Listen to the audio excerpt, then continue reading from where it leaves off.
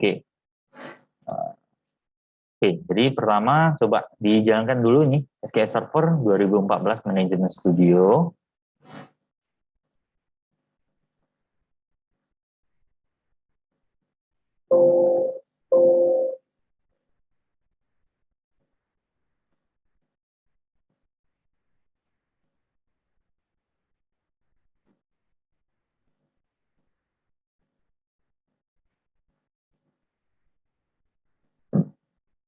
Oke, dah. Nah, untuk yang di Systemic Time itu biasanya server name-nya pakai dot aja, titik dot ya. Kalau yang di Systemic Time, nah karena biasanya yang diinstal ini adalah versi apa? Enterprise ya, versi yang lebih lengkap dibanding SQL Express. Kalau yang kemarin yang saya minta download itu versi yang Express ya, yang gratisan punya. Kalau yang di sini ini sebenarnya versi yang berbayar ya, cuma di crack. Nah, jadinya ya seolah-olah menggunakan versi yang enterprise. Oke. Nah, jadi untuk yang enterprise biasanya kita cukup masukkan dot aja sebagai server name-nya. Dot ini artinya adalah mengacu ke dirinya sendiri, server dia sendiri. Ya, itu dot. Nah, Windows Authentication ini tetap tidak usah diganti lagi. Nah, karena yang saya pakai ini adalah versi yang Express, berarti saya pakai ini. Kalau kalian punya berarti pakai dot.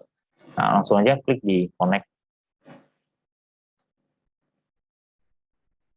Oke, nah kalau sudah ini database-nya masih kosong ya seharusnya ya.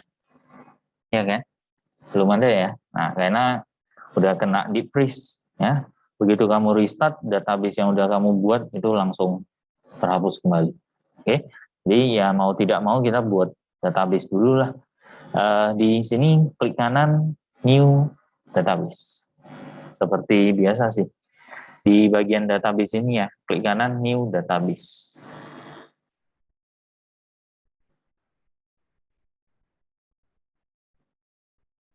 Oke, nah ini udah muncul database name. Nah, database name-nya buat aja db underscore TIC20. Nah, db underscore TIC20, huruf besar semuanya. Nah, db underscore TIC20. Oke, nah, kalau sudah diklik tombol OK. Nah, berarti sudah tercipta ya satu database ya. Ada tambahan database di panel sebelah kiri ya, yang bagian database ada tambah ya. Oke. Nah, di db underscore TIC20 di expand lagi. Expand berarti tanda plus di sini ya. Ini expand. Oke. Nah, kemudian di dalamnya ini kan ada table ya. Ada beberapa bagian lagi ya, dibagi-bagi lagi. Database diagram, table, view, dan sebagainya. Nah, coba di expand untuk bagian tablenya. Nah, tablenya pun seharusnya masih kosong ya, belum ada.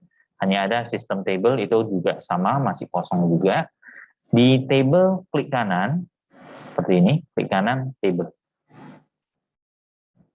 Klik kanan, table. Nah, nanti akan tercipta jendela seperti ini, ya kan? Ada? Nah, tablenya ini. Coba buat struktur yang seperti ini. Nah, kode barang, nama barang, quantity, merek, satuan, dan sebagainya. Nah,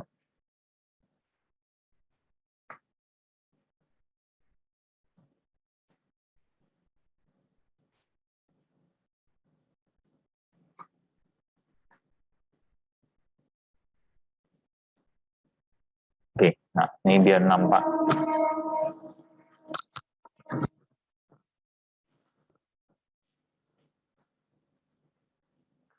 Ini PK-nya tidak usah, di sini aja.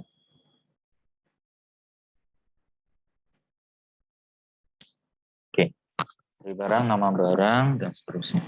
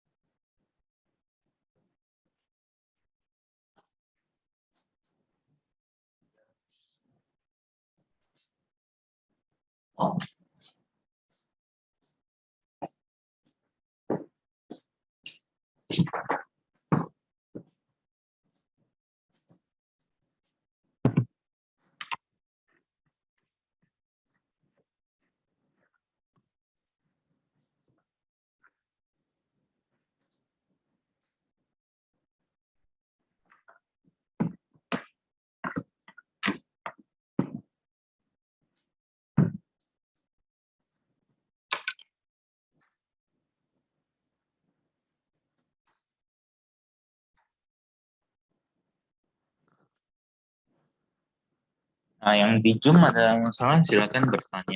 Yang kurang jelas di mana? Ini sebenarnya cuma pengulangan aja sih. Database kan kita udah pernah belajar ya kemarin. Cuma karena di sini kan komputernya ada di freeze. Jadi ya mau tidak mau di read ulang lagi lah.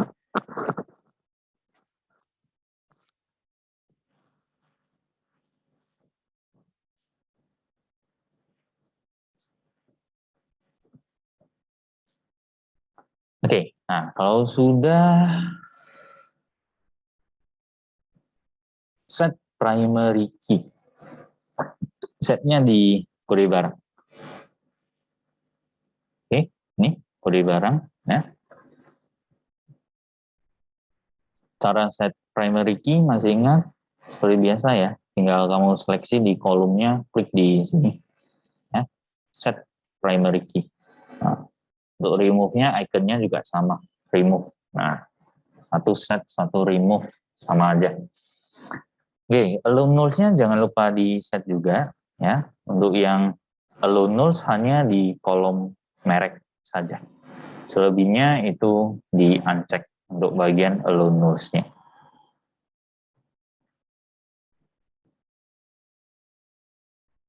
Oke, ya. Nah, kalau sudah ini boleh simpan dulu, save. Klik di icon disket, ya, icon disket ini. Nah, namai nama tabelnya nih, tbl underscore barang seperti ini. Oke, ya, tbl underscore barang. Nah, kemudian kita isikan datanya dulu ya. Ini kan tabelnya masih tabel baru, berarti datanya belum ada. Nah, cara mengisikan data bisa aja kamu pakai perintah-perintah SQL. Insert into nama tabelnya tbl underscore barang, values-nya apa, nilainya apa, ya kan? Nah, cuma di sini supaya cepat aja kita pakai cara ini. Di tabelnya di sini setelah di save ini kan belum muncul ya. Nama tabelnya belum ada ya. Nah, kita bisa refresh dulu. Di bagian ini di tables, klik kanan, refresh. Oke. Di bagian tables, klik kanan, refresh. Setelah refresh seharusnya sudah ada, sudah muncul ya baru table. Nah, table di sini klik kanan, pilih ini, edit top 200 rows. Edit top 200 rows. Nah, jadi kalau mau insert data manual juga bisa sih pakai cara ini. Nah, ya. Jadi kamu cara pakai yang edit top 200 rows ini gampang. Isikan satu baris full dulu, ya. Contoh isi kode barang, isi nama barang, quantity, merek, satuan, harga beli, harga jual. Udah sampai sini, barulah kamu pindah baris. Begitu pindah baris, itu datanya langsung tersimpan di table ini. Ya. Jadi tidak perlu mengklik apapun. Ya. Jadi isi satu persatu baris. Isi satu-satu kolom, udah lengkap semua, barulah turun ke baris berikutnya. Ya. Nah, untuk datanya tidak perlu ikut di sini ya. Nanti ini kan agak payah kamu baca nanti. Kamu buat aja data kamu sendiri ya. Kode barangnya kalau yang kode barang saya buat formatnya seperti ini. B kurang nolnya sebanyak 5 kali baru nomor urutnya 1, 2, 3 dan seterusnya ya. Nah, jadi ini bebas, nggak usah ikut punya sih. Set aja sendiri nama barang kamu apa, nah set aja sendiri. Ini nanti cuma untuk sampel aja, supaya datanya bisa muncul di aplikasi kita. Kita nampak nanti. Bebas ya, nggak usah ikut yang ini. Nanti bacanya pun susah ini nanti. tentukan aja nama barang yang mau kamu buat apa, ya, satuannya. Nah, kalau satuan banyak, ada bisa pakai piece, kg, ya, ton, lusin, nah, entah apa, buat sendiri aja satuannya.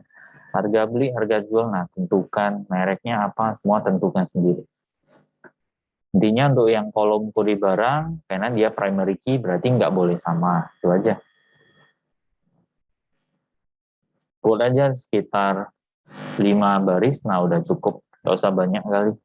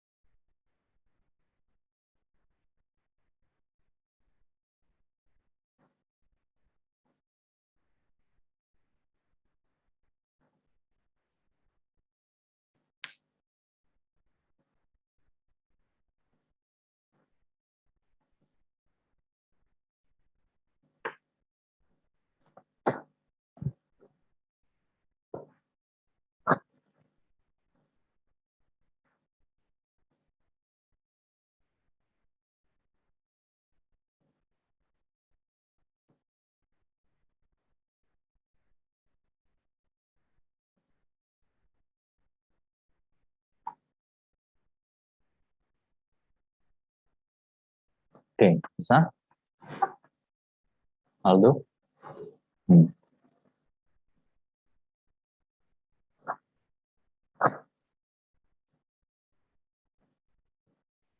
Ya, sign in.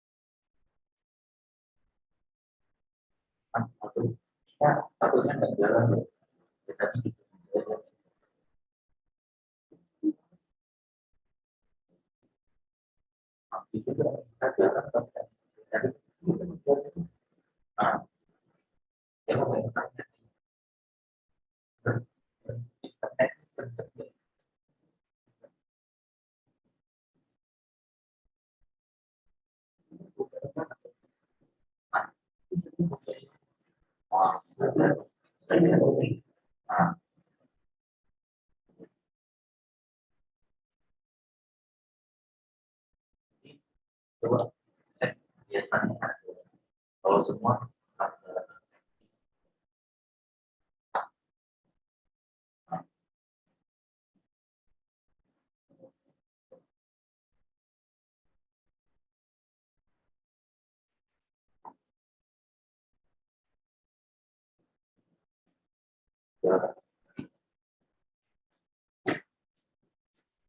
oke, ya.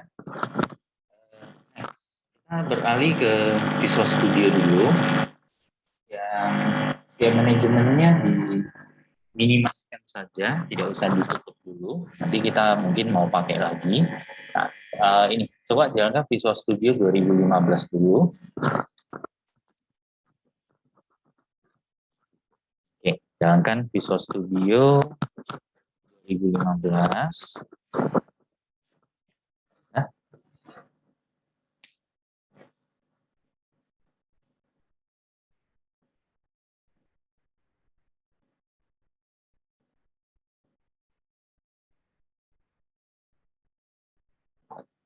oke, udah muncul nih. Nah, Aldo, ya. Nah, new project.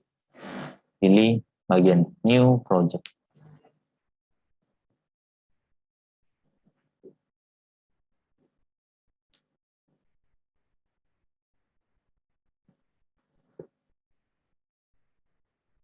Oke, ya.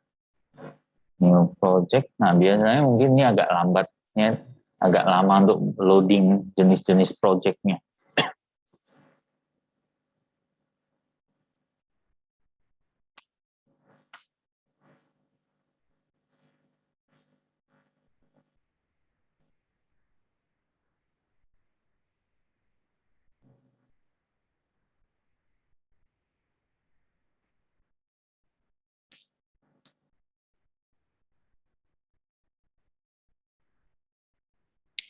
Oke, sudah muncul?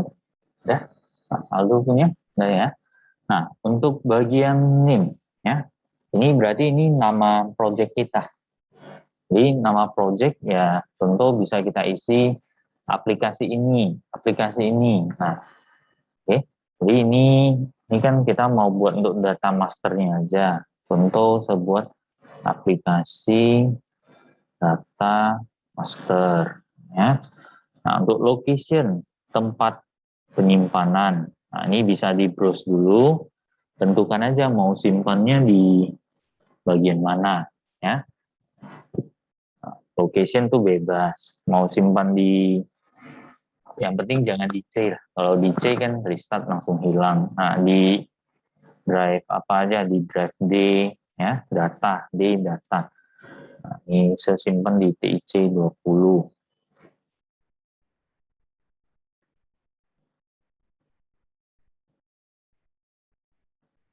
Oke, ya. Nah, kalau sudah nih klik di tombol OK aja. Klik di tombol OK.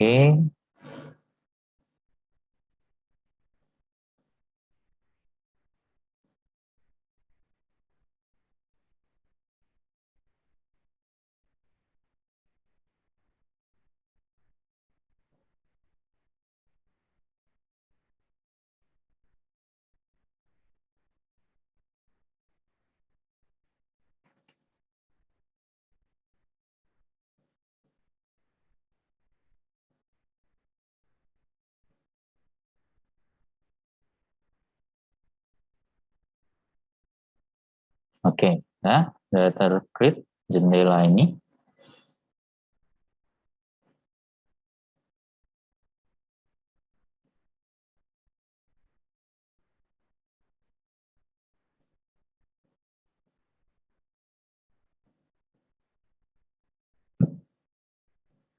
Oke, nah, sudah tercreate. Aldo punya? Nah ya. Nah, gitu. Nah, pertama kita berikan nama dulu ya. Coba kamu lihat di sebelah kanan itu ada Solution Explorer. Nah, Solution Explorer. Nah, ini kalau dia auto hide di sini maksudnya ketika kamu klik di sini dia muncul. Kamu klik di tempat yang lain, contohnya di form, nah sembunyi lagi, itu auto hide ya. Nah, auto hide-nya di off-kan aja, cara off-kan di sini, auto hide. Nah, klik aja di tombol ini, tombol yang tengah ya. Di antara 3 tombol ini dia sebelah tengah auto hide. Nah, oke. Formnya ini mau kita rename ya, form1.js. Ini kan nggak menggambarkan, tidak mendeskripsikan fungsi dari form ini apa. Form 1 ini, wah form 1 apa ini maksudnya, kita nggak tahu ya. Nah, jadi cara rename-nya cukup sederhana di C#.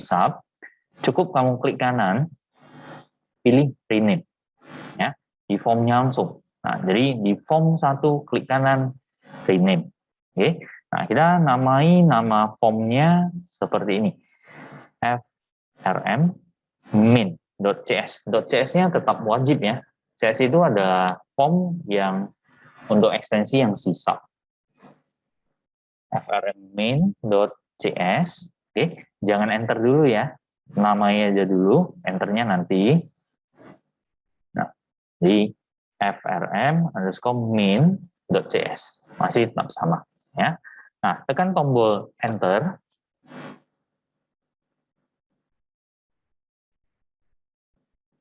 Oke. Nah, di sini ada muncul pertanyaan ini. Ada. You are renaming a file. Would you also like to perform a rename in this project for all reference to the code element form 1? Ada? Ada ya? Nah, ini wajib jawab yes. Tidak boleh no. Ya. Jadi, ini yang mau saya tunjukkan. Pada saat kamu merename sebuah form, ya, ataupun mungkin modul ataupun file-file lain yang ada dalam sebuah project, usahakan tetap menggunakan jawaban yes. Ya. Jadi apa efeknya kalau no? Nah, efeknya adalah kemungkinan bisa terjadi error. Ya. Besar kemungkinan bisa terjadi error. Apalagi kalau misalnya form yang kita rename itu ada kaitan dengan form-form yang lain. Ya. Atau ada kaitan dengan project-project yang lain. Nah, itu pasti terjadilah error. Kenapa bisa terjadi error? Ya, formnya nggak ketemu. Awalnya namanya form 1. Nah, kita rename menjadi FRM min. Nah, yang ada pakai form 1, dia kan reference-nya masih di nama yang form 1 itu kan. Nah, jadi begitu kita rename, nggak terupdate yang sebelumnya sudah pakai. Jadi dengan kita jawab yes di sini, otomatis siapapun yang pakai form 1 itu akan diganti menjadi FRM_min. Nah, kira-kira gitu. Ya. Oke. Nah, next. Kita punya form main ini. Ya, di form main, coba kamu ambil di toolbox. Toolbox itu ada ini, menu strip. Nah, coba cari menu strip.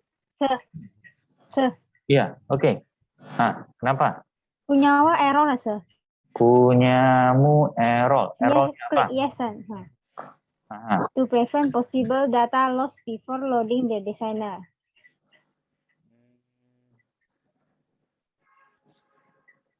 Ada error. Oh, gini aja. Kalau misalkan terjadi error, coba yang form ini, coba klik kanan, delete dulu.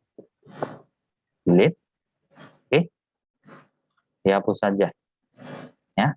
Delete. Ini jawab yes. Oke. Nah, tinggal buat aja form yang baru. Klik kanan, add. Kemudian pilih Windows Form. Ya. Klik kanan di sini. Klik kanan di aplikasi Data Master, add Windows Form. Nah, ini seganti name-nya sebuah frm min.js. Nah, ini tetap ya, tipe project-nya tetap Visual C#. Yang kita pakai adalah Windows Form di sini. Add. Oke. Nah. Oke, bisa? Gimana? Coba tes. Apakah masih error? Oke, jadi coba ambil ini menu strip ya. Cara memasukkan ke form kita cukup gampang. Klik di menu strip sekali, kemudian di form kita klik sekali lagi. Oke, menu strip. Nah, sudah pernah kita pakai juga kan? Menu strip fungsinya untuk apa? Menampilkan menu-menu ya. Dia seperti kalau di program-program kita sebutannya adalah menu bar ya. Menu bar bagian atas yang ada menu-menunya. Nah, itu yang kita namakan sebagai menu strip. Nah, jadi yang pertama ini, cara pakai menu strip gampang. Ini ada type here, tinggal klik aja di type here, masukkan aja master contohnya. Baru ketika kita klik di ini, di bawahnya ada lagi kan. Nah, ini sub menunya berarti ya. Nah, master ini barang contohnya. Oke, di yang kedua ini sebuah exit. Nah, jadi nanti ada dua menu utama, yaitu master dan exit doang ya. Ada master, ada exit.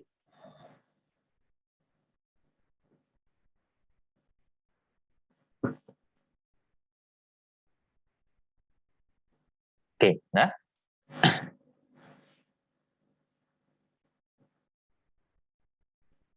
Ada master, ada exit ya. Nah, next baru ini tambah satu form lagi ya. Tambahkan satu form lagi. Cara penambahan form masih sama seperti yang tadi.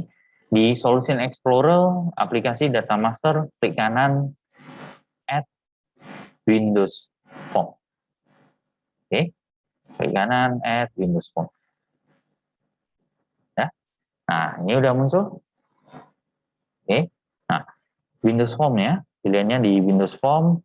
Name-nya buat saja ini FRM master barang.cs. Nah, FRM master barang.cs.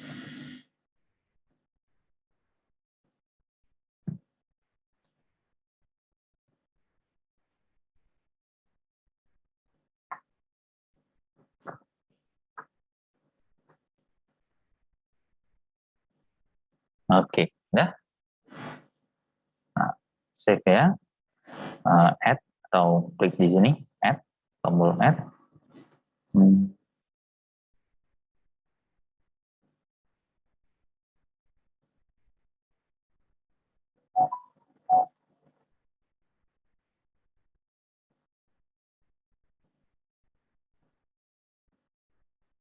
Ya.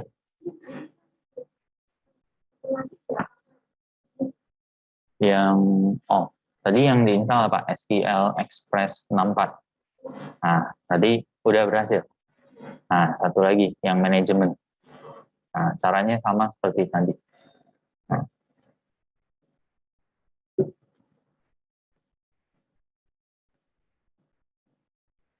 Oke, di master barang ya. Jadi sekarang kita punya dua form ya. Form yang pertama adalah FRM min, satu lagi adalah FRM master barang. Nah, jadi kita mau buat supaya ketika klik di master barang, maka kita panggil form yang satu ini. Ya, simpel aja, sangat sederhana. Oke. Nah, jadi form master barang ini nanti akan menampilkan data ini. Ya, akan menampilkan data dari tbl_underscore barang kita. Oke. Nah, jadi untuk menampilkan data, kita biasanya menggunakan, nah coba cari di toolbox, ada kontrol namanya data grid view. Ada? Nah, jadi mungkin belum pernah pakai ya data grid view ya.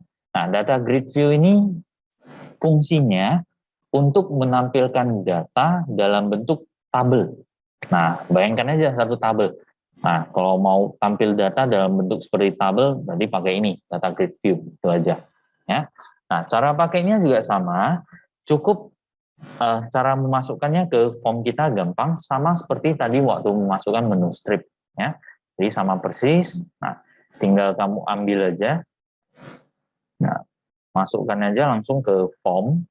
Nah, Jadi tampilan awal data grid view ya seperti ini aja, kotak. Ya, kotak, abu-abu, udah nggak ada lagi.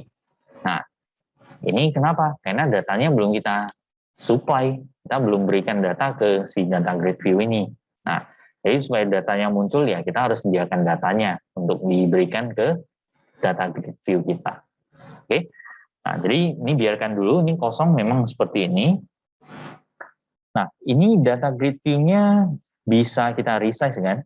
Ya kan? Bisa kamu perbesar ataupun perkecil. Nah, di sini kita mau set supaya data grid view-nya menyesuaikan dengan area di form kita. Jadi form kita seberapa besar, maka data grid view-nya akan seberapa besar juga.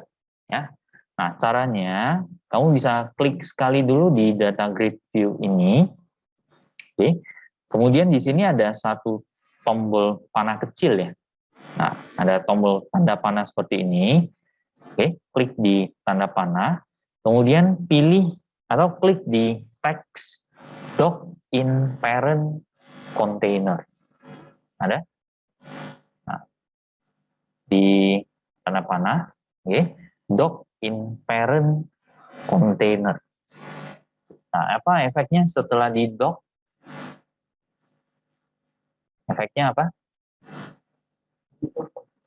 Ya, lebar ya, sesuai dengan ukuran dari form kita. Jadi formnya seberapa lebar, itulah ukuran data grid view. Ya, itu fungsi doc. Jadi kalau mau balik kan ya gampang aja, klik di data grid view, klik di tanda panah, undock aja kembali. Nah, dia balik lagi ke ukuran aslinya. Ya, itu fungsi doc. Nah, doc in parent container. Oke, solution explorer-nya boleh di hide, ya, solution explorer. Nah, solution berarti yang di sebelah kanan, di hide-kan dulu. Kemudian unhide properties. Properties-nya di unhide. Ada properties? Ya, ada. Kalau properties tidak muncul, bisa klik, bisa tekan F4 di keyboard. Nah, F4. Nah, F4. Tekan aja di keyboard, nanti muncul. Oke, itu properties ya. Nah, kita edit dulu untuk properties yang data grid view ya. Jadi pertama kamu pastikan kamu memilih data grid view yang ini ya. Klik sekali dulu data grid view, nanti lihat di bagian properties juga sudah ikut berubah. Data grid view 1 ya kan? Oke. Ada? Ini ada data grid view 1. Oke, bisa? Ada masalah? Ya. Yang mana?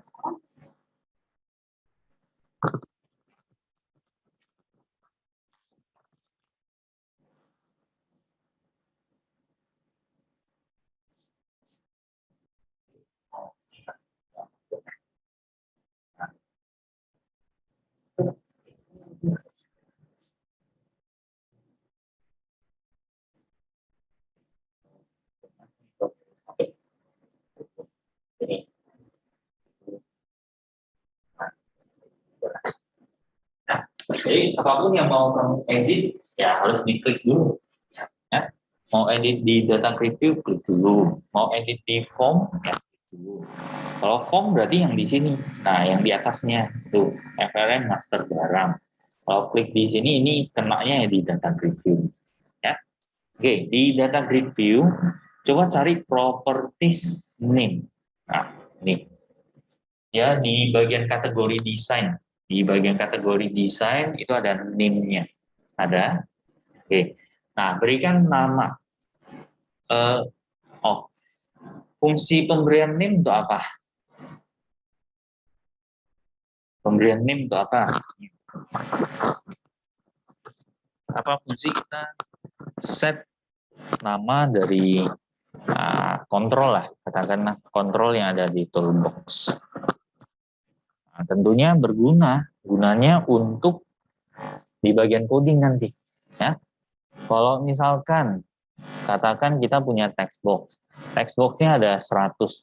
Jadi dari text box 1, 2, 3, 4, 5 sampai dengan 100, ya kan?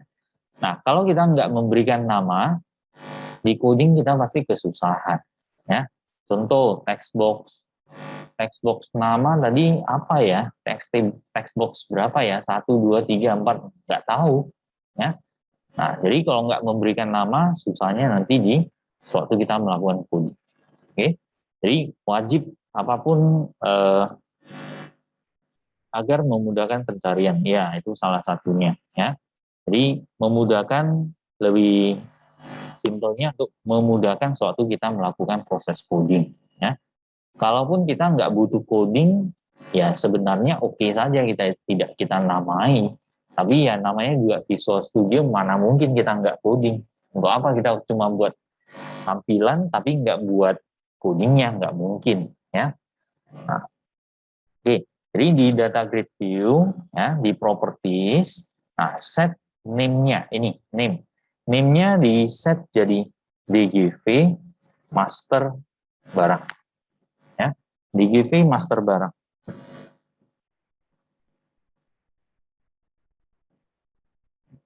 Oke, dah. DGV master barang.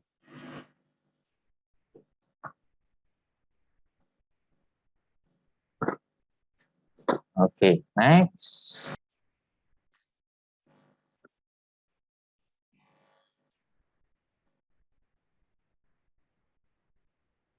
Oke, next berikutnya kita memberikan coding ya. Kita buat codingnya untuk menampilkan atau mengambil data dari tabel satu ini ya. Yang tentunya tadi kita sudah mengisikan data ke tabel ini.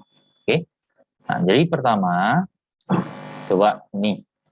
Ini kan ada title bar ya. Kita katakan ini kan berarti bagian title barnya, ya kan? Di title barnya coba klik 2 kali. Double klik. Oke, sini ya. Klik 2 kali. Nah, oke. Masuk ke bagian coding ya kan? Nah, jadi ini yang propertiesnya boleh di auto hide kan saja.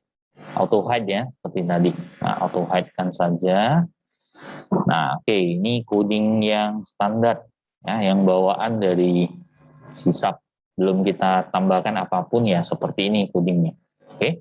Nah, jadi pertama coba tambahkan nih, using system.data.sql client. Nah, tambahkan baris ini. Using system.data.sql client. Nah, penambahannya di line sekitar line 10. Oke, dah. System.data.sql client. Nah, jadi ini kalau di atasnya ada menggunakan using, itu artinya adalah kita mengimport perintah-perintah, mengimport function-function yang berkaitan dengan SQL.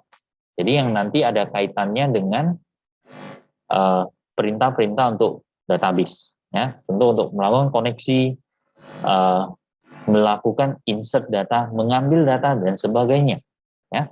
Jadi perintah-perintah yang nanti berkaitan dengan SQL, database SQL kita itu nanti ada di sini. Nah, jadi sebelum kita pakai perintahnya, ya tentunya kita harus import dulu. Nah, import fungsi-fungsinya dulu. Nah, inilah fungsi, ya. Oke, di bagian sini, public class, sorry di sini aja, public FRM master barang, ya, public FRM master barang di bawahnya. Tambahkan private void get data barang. Nah, penulisannya seperti ini. Private void get data barang.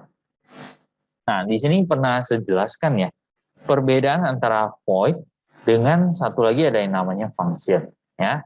Jadi kalau kurang jelas kenapa pakai void, kapan pakai void, kapan pakai function. Nah, coba dipelajari kembali yang sudah dijelaskan pada pertemuan-pertemuan minggu lalu, ya. Nah, jadi di sini saya akan menggunakan private void. Yang digunakan adalah void. Oke. Kemudian pernah saya jelaskan juga kapan menggunakan private, kapan pakai public. Nah, itu dipelajari kembali lagi, ya. Private dengan public bedanya apa? Pelajari kembali. Oke. Kalau masih kurang jelas, pelajari. Nah, di private void get data barang, saya akan buat beberapa baris coding, fungsinya untuk mengambil data ini, ya, mengambil data ini dan datanya ditampilkan di data grid view kita. Oke, nah, jadi pertama beberapa kita deklarasi dulu ya variabel ataupun objek-objek yang nantinya akan kita pakai. Jadi pertama sebuah string ya SQL, oke, string constr, oke, kemudian butuh apa lagi?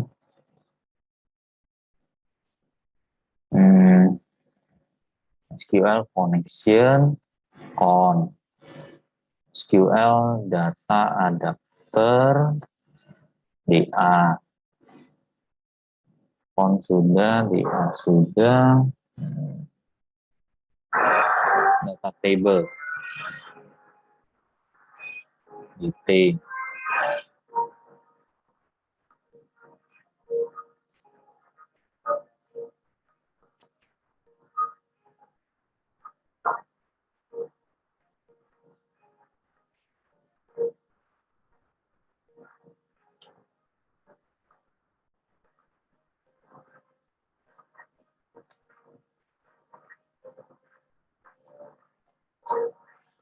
Con str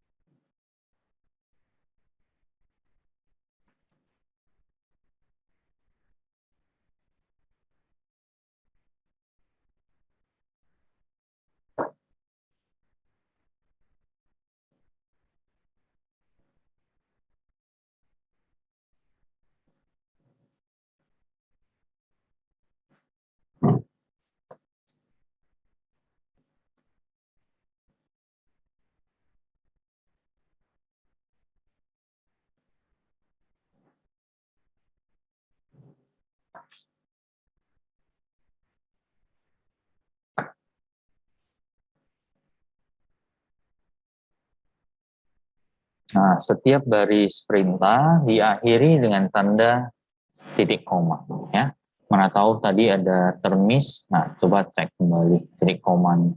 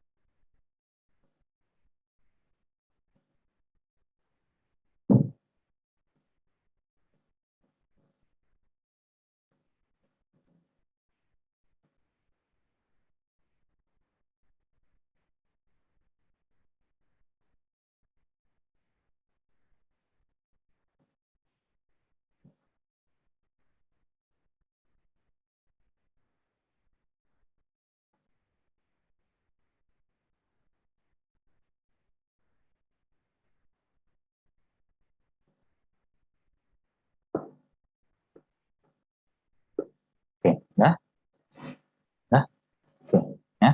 Nah, next, kita beralih ke sini dulu. frm-min.js. Ya, kembali lagi ke form yang pertama tadi. frm_min. Nah, di menu master barang. Ada ya, tadi ya. Menu master barang. Nah, klik 2 kali dulu. Menu master barang. Ini. Klik 2 kali di barangnya ya. Di bagian barang. Oke, udah. Nah, kemudian tambahkan code-nya sebagai berikut.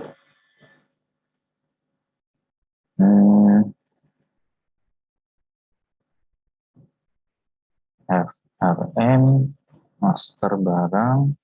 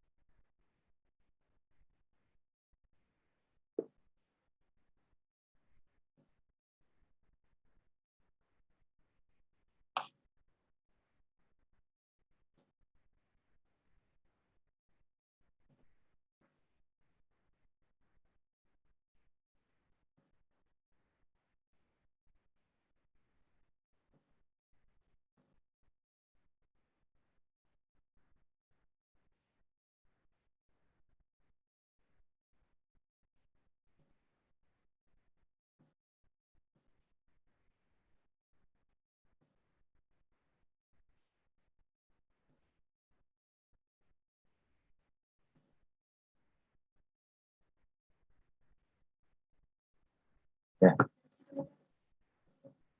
udah bisa. Coba tes aja. Buka SQL Server Management.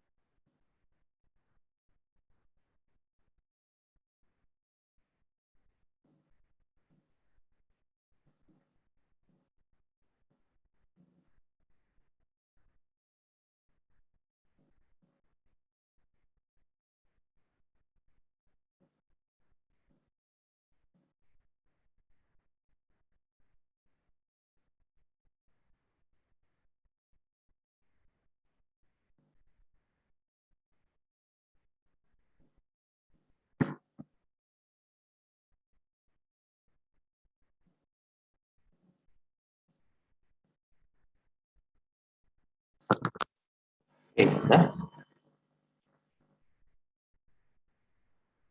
bagian fetch. Oke, ini fetch.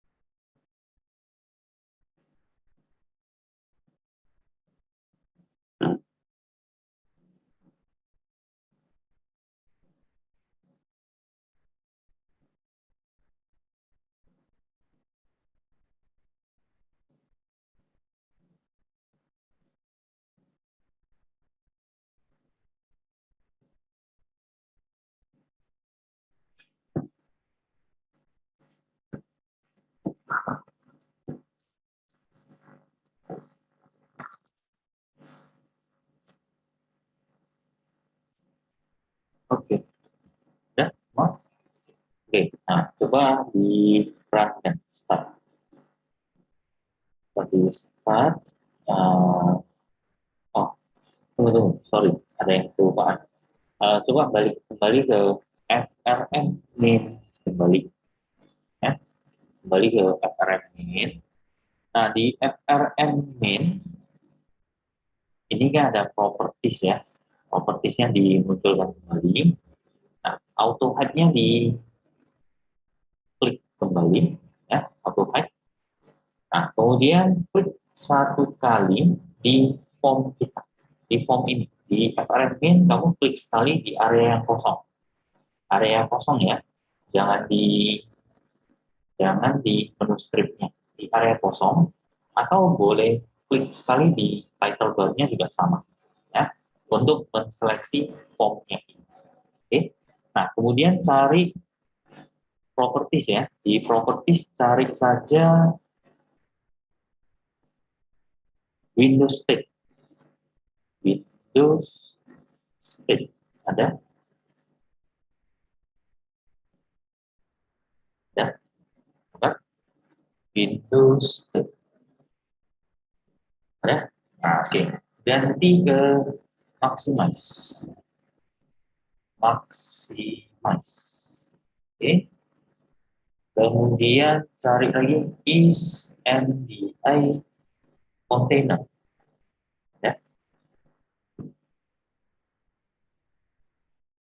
Oke, ada is MDI container. Nah, jadikan true nilainya. Kalau mau jadikan true, cukup klik 2 kali di sini ya. Tidak perlu diklik di tanda panah ini.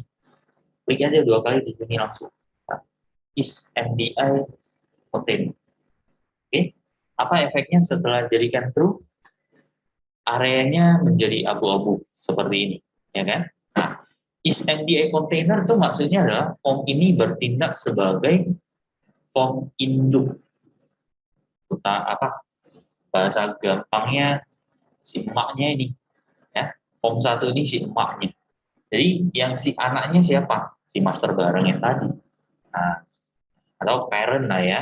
Nah, istilah kerennya parent. Nah, oke. Jadi form ini nanti bertindak sebagai parent atau emaknya. Nah, anaknya di satu ini, si form master barang yang satu ini, ya. Nah, coba di tes jalankan. Startkan dulu, ya. Coba start. Kemudian klik di menu master barang.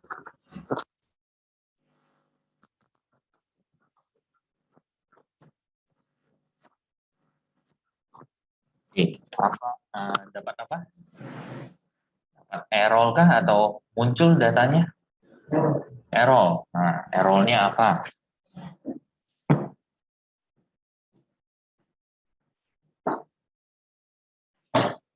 Habisnya udah ada ya.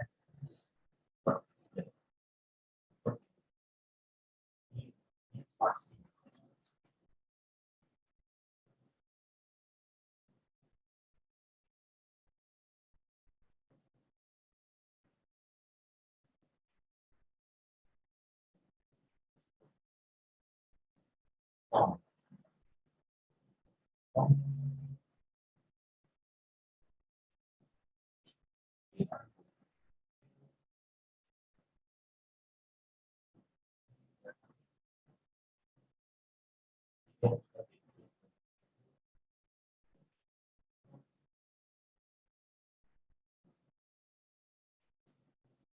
oke. Sorry. Nah, ini satu lagi. Coba balik lagi kembali ke master barang, ya. Master barang ini. Code-nya ya, ke bagian code-nya, coding-nya, ya, bagian sini. Nah, ini kan private void get data barang, ya kan? Nah, ini get data barang ini kamu panggil, kamu letakkan di sini. FRM master barang load. Di sini ya, tambahkan get data barang seperti ini. Oke, tambahkan dulu nih. Satu baris saja. Get data barang. Nah, oke, ya. Get data barang. Nah, kalau sudah coba di run ulang kembali. Nah, buka kembali menu yang tadi, master barang. Nah, datanya ada muncul atau tidak?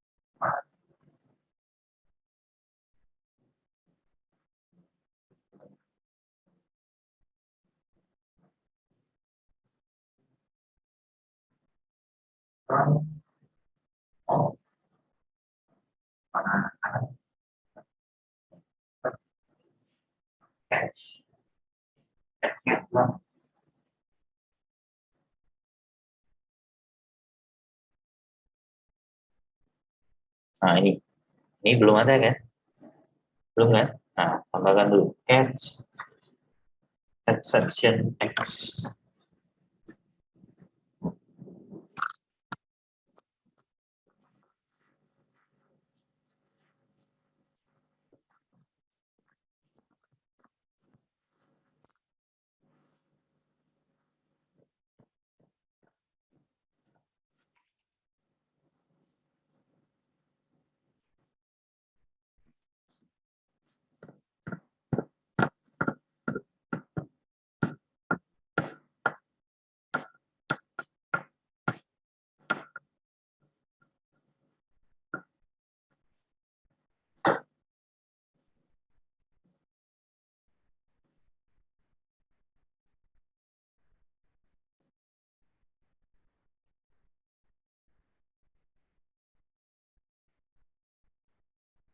Oke, nah, udah muncul datanya.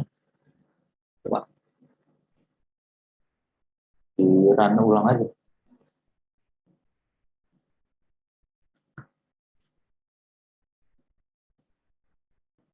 Nah,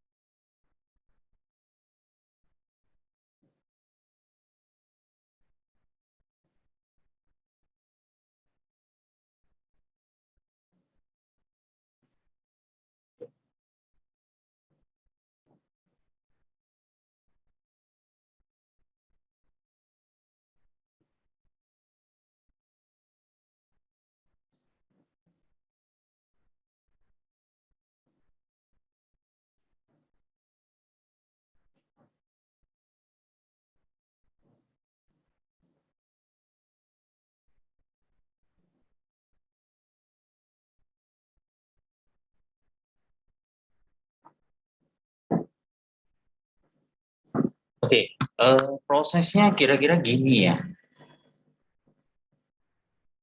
Nah, jadi ketika form load ini akan dikerjakan ketika awal formnya muncul.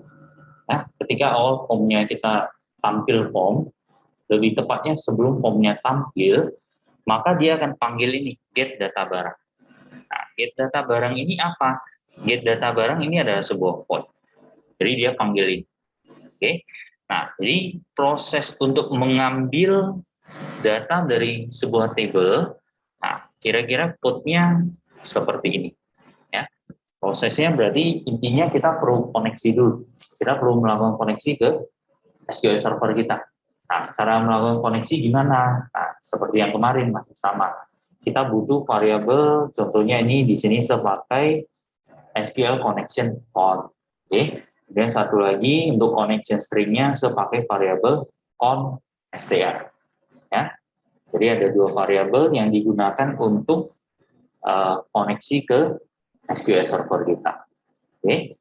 Jadi servernya titik seperti yang tadi, yang waktu awal menggunakan SQL Management, suruh pakai dot kan, titik. Nah, servernya dot, database-nya kita mau koneksi kemana? Ke db_tx20, ya kan? Integrated security udah pasti sama true, ya. Nah, di sini kita buat objeknya, con sama dengan new SQL connection. Nah, kalau kita perhatikan, yang ada warna hijau yang seperti ini, SQL connection, SQL data adapter, data table, itu semuanya sewaktu kita mau pakai, kita gunakan kata kuncinya new. Betul nggak? Contoh ya, yang SQL connection con kan, con sama dengan new, ya kan? Kemudian apalagi SQL data adapter, DA sama dengan new juga di sini. Oke, data table, DT ya, DT sama dengan new juga, betul ya. Nah, lihat aja semua yang warna hijau itu semua sebelum kita isikan nilai kita new dulu. Nah, tujuannya untuk apa? Untuk buat kelas, untuk buat objek yang baru. Jadi yang warna hijau ini sebenarnya adalah kelas. Kalau kamu dekatkan, dekatkan aja, nggak usah diklik. Kelas system.data.sql client.sql connection. Yang SQL data adapter, dekatkan. Kelas system.data.sql client.sql data adapter. Yang data table, kelas system.data.data table. Itu adalah kelas sebenarnya. Ya, yang warna hijau itu semuanya kelas. Nah, jadi sewaktu kita mau pakai sebuah kelas, kita perlu satu proses lagi. Prosesnya namanya adalah instantiation. Menjadikan sebuah kelas menjadi sebuah objek. Oke, bisa dipahami? Jadi menjadikan sebuah kelas menjadi sebuah objek. Makanya kita gunakan kata kuncinya adalah new. Ya. Jadi ibaratnya contoh kita punya kelas, katakan kelas manusia, ya, kelas manusia. Nah, kemudian saya buat satu buah objek namanya si Joko. Joko sama dengan new manusia, kira-kira gitu. Joko ini manusia yang baru, ya. Atau Aldo sama dengan new manusia. Nah, seperti itu kira-kira.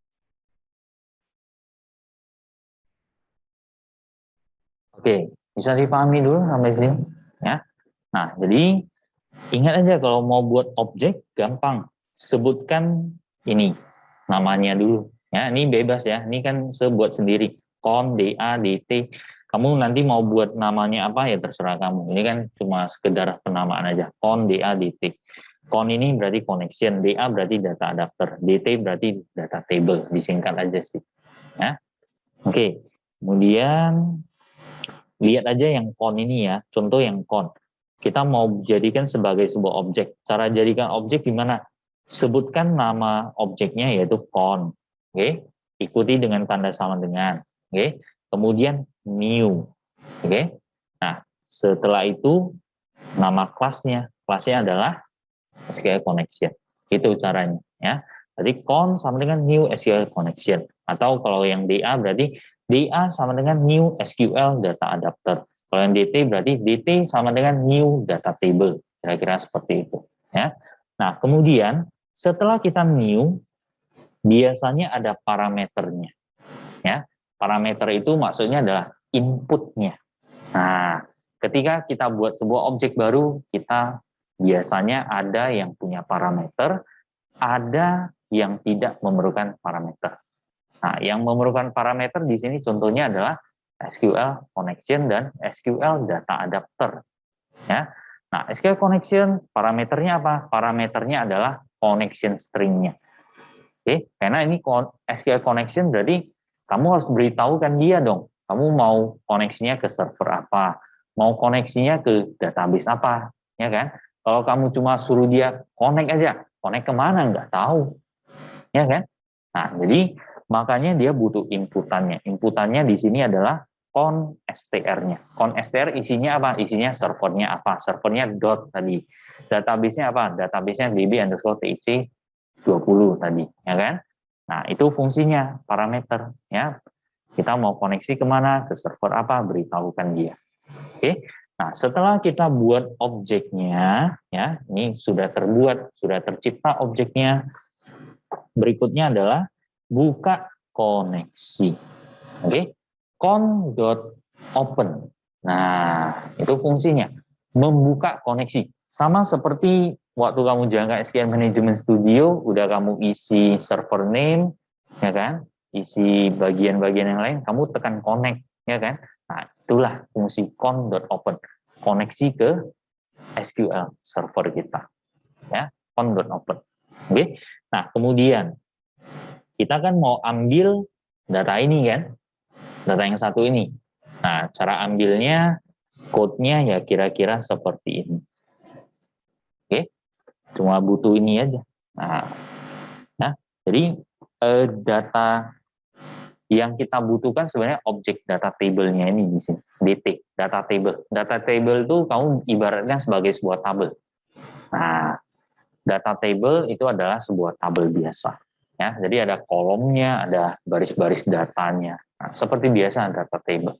Oke. Nah, untuk mendapatkan data table, perantaranya adalah lewat data adapter. Nah, makanya di sini saya tambahkan satu objek lagi, yaitu data adapter. Itu fungsinya sebagai perantara.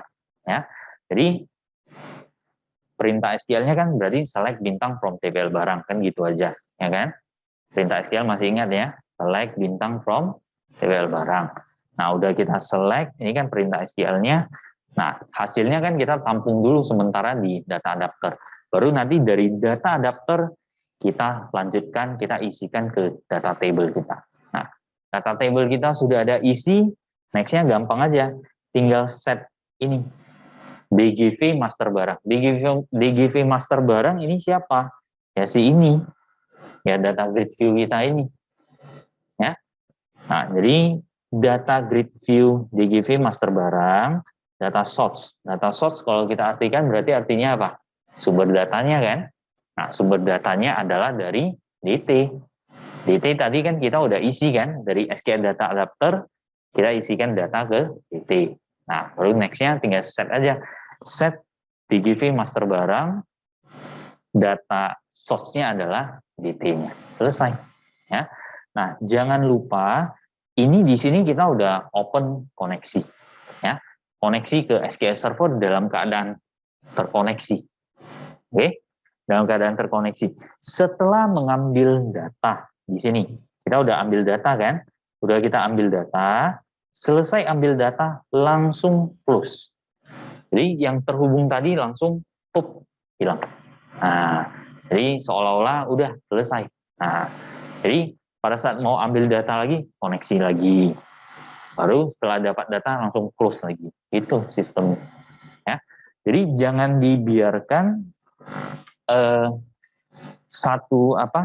jangan dibiarkan koneksinya terbuka ya. Kalau misalkan nggak close, ada masalah nggak? Masalah. Masalahnya apa?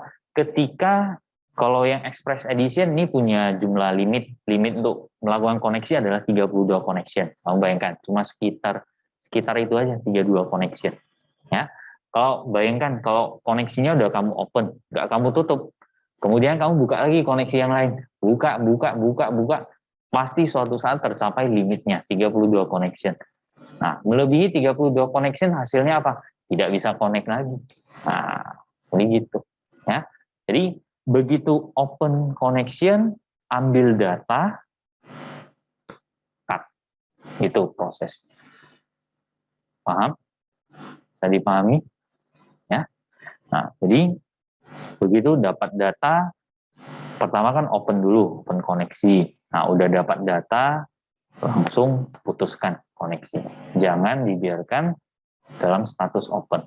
Nah, makanya di sini begitu seisikan data ke DT, langsung close.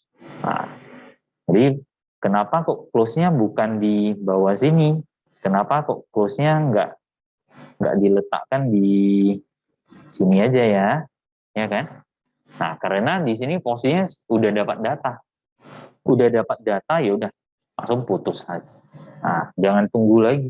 Nah, pokoknya nggak butuh lagi langsung tutup.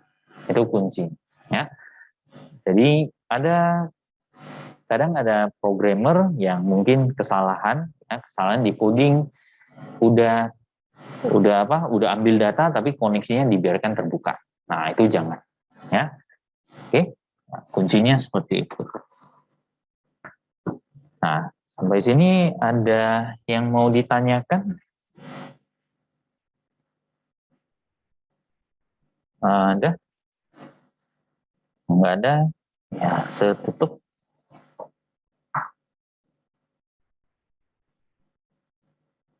TIC.